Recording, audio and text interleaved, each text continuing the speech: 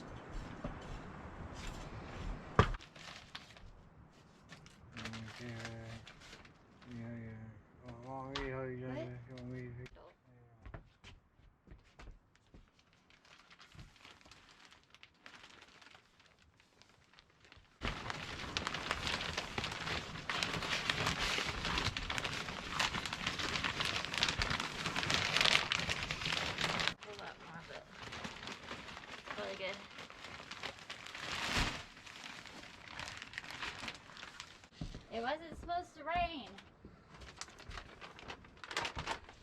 Then again, it is Oregon. It might be a two-part project.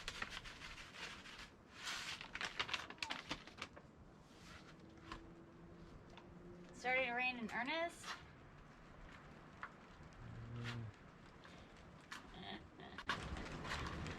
Okay.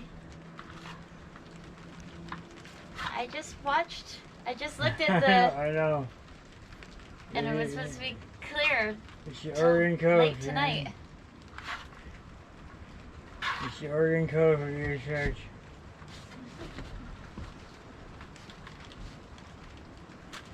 Oops. Well, I don't know. Yeah.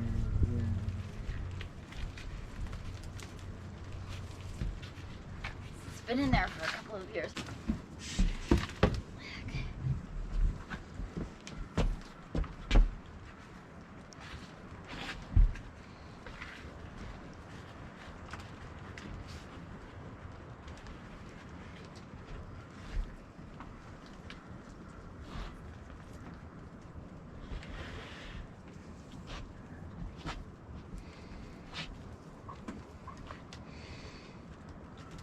I never thought we would actually be planting Escalonia. Make a nice little centerpiece, don't you? Yeah, I think so. And they're all in bloom, it'll be great.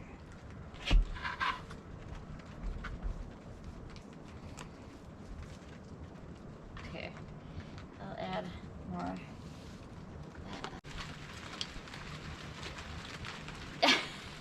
I see clear sky, so. Do you?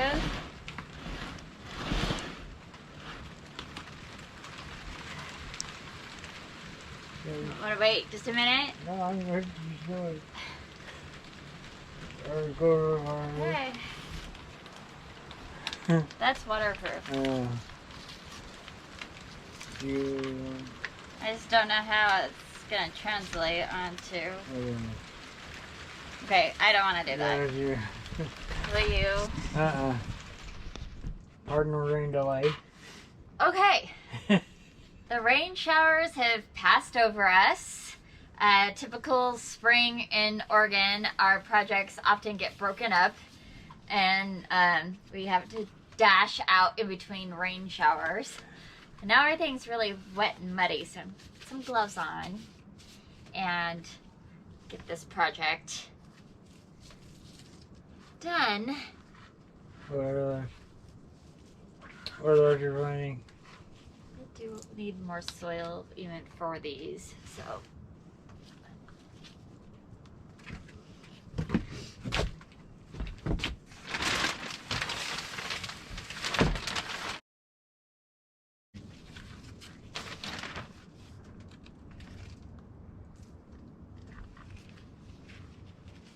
Yeah. What is that you're finding now? Begonia though? Mm-hmm. Oh.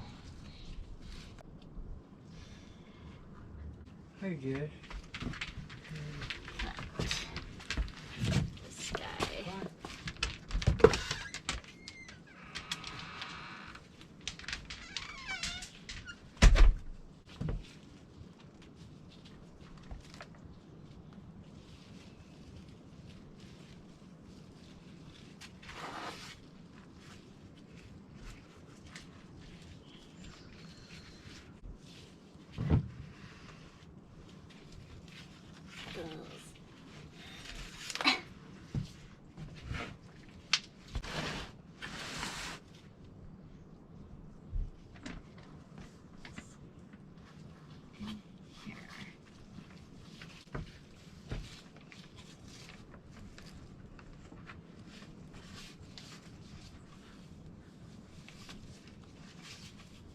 Those.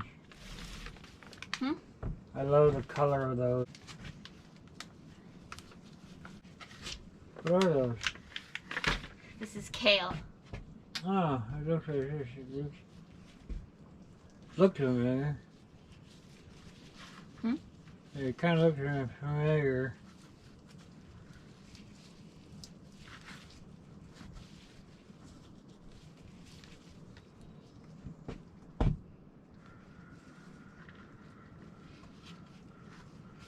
Okay, then just take these.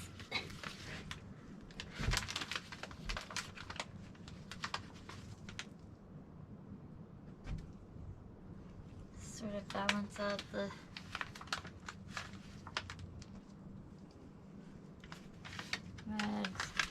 Not all of these are gonna go in there. I like this one.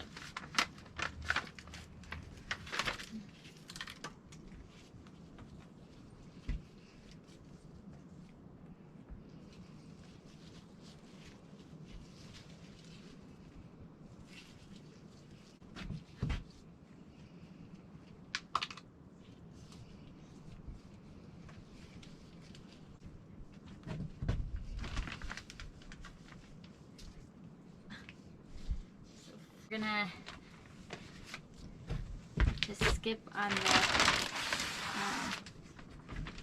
salvia.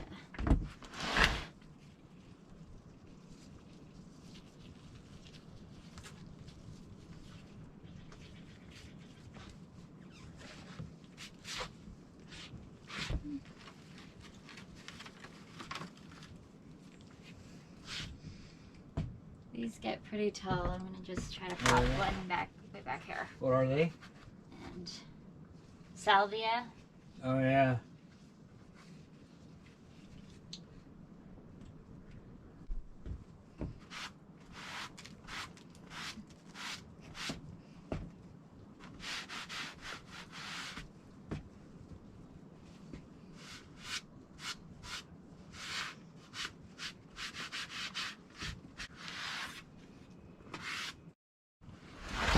Here. Worked out well.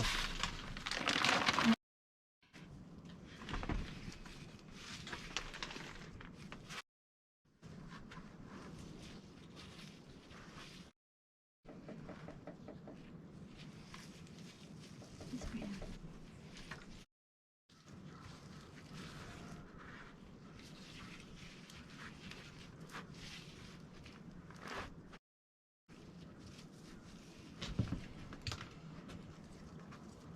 one.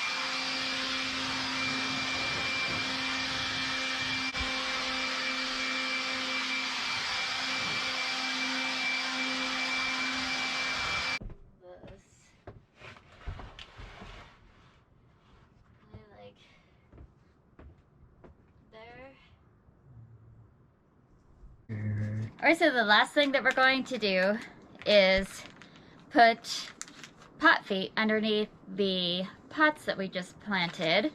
And the benefit of doing this is to make sure that whatever water drains out the bottom of the pot isn't just sitting on the surface. So whether it's your patio or a deck or a sidewalk, you don't want water just sitting underneath there. It can ruin the surface, it could stain the surface, and more importantly, it could cause moss and mildew and not good airflow for your plants. So putting pot feet underneath also helps airflow for the roots of your plants.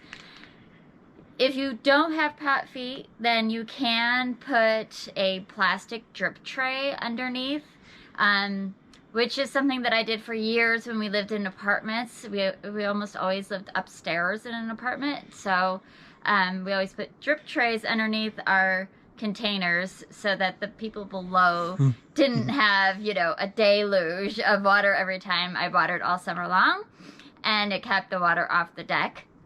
But here, the water will just seep between the boards in my deck, but I don't want it to just be sitting there getting all yucky underneath. There's lots of different ways you can lift your pots. There are what's called pot lifters, and they're essentially the same thing as what I'm going to do. They are plastic triangles that fit together to make a star shape or a snowflake, and they kind of fan out and they sit, and then your pot goes right on top of them. And this gives stability and airflow. I don't love that because you're still gonna get things trapped in something like that. So if you have a bunch of these, you're gonna get we have tons of pine needles. So we're just gonna get a whole bunch of pine needles collected in there, and that's not gonna be excellent. So I like to have very few things underneath my pot so that when I'm blowing, I could just get, the air will just go underneath the pot and blow anything out from underneath it. There are other really adorable pot feet that you can buy that are terracotta or ceramic and like bronze. Ceramic is not ideal in my environment. It crumbles in a year. Like, you get those cute little, you know, love is a garden plaques or whatever, and within a year they're gone. They're totally destroyed. So I wouldn't put ceramics. I wouldn't get any kind of ceramic. Any kind of metal is gonna, you know, patina, which would be fine, I guess. Those usually come in packs of 3, and they're usually anywhere from $20 on up, depending on how cute they are. So there's like plain ones, and then there's, you know, dragonflies and dogs and ducks and frogs and anything else you could think of. But I think the most simplest way, I don't want to look at that whimsy everywhere. So for me, the best solution is just to have either, you can cut your own PVC pipe rings to whatever thickness that you want. And this is really helpful if you have a PVC pipe cutter, because if you have an unlevel surface, you can cut your PVC to different thicknesses and create leveling for your pot. In our case, our deck is level. We just built it a couple years ago, so we're good. And I didn't have any PVC available, so I just ran out and bought these little things. And they're called insulating bushing plastic. They're in the electrical department. You could get them. It doesn't matter. They're like little rings with, they fit onto another ring. They screw onto it. I don't care about that part. I just want it this width and about this wide. These are 1.5 inches. And then I'm just gonna put 3 of them in a triangle underneath my plant, or underneath my pot. You kind of have to play around with it so you create stability.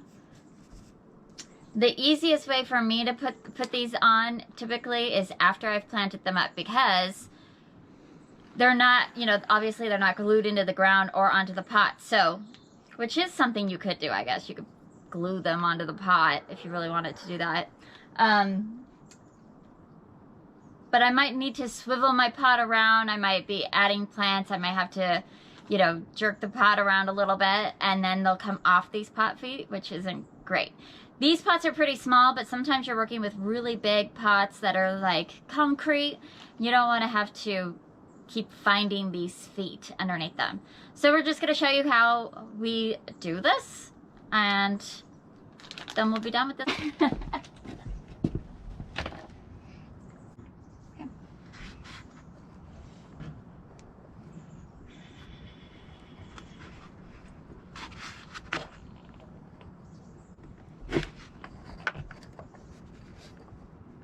Fussing, we got them under. You could see how there's a little bit of a gap, whereas without the pot feet, it just sits flush. So we'll get some pot feet underneath that one, and we'll be good to go. I think they look really adorable. We're all ready for spring out on the back deck, and I even popped this little calibrachoa in here, so it'll tie the little red and purple lavender with the reds and purples in our new pots. And the last thing that I'll do is top these guys with mulch, but I'll probably do that when I plant out all the rest of my annuals all throughout the garden, and then all the pots will get topped with mulch. So thank you so much for watching, and if you liked this video, please consider liking and subscribing, and keep living your life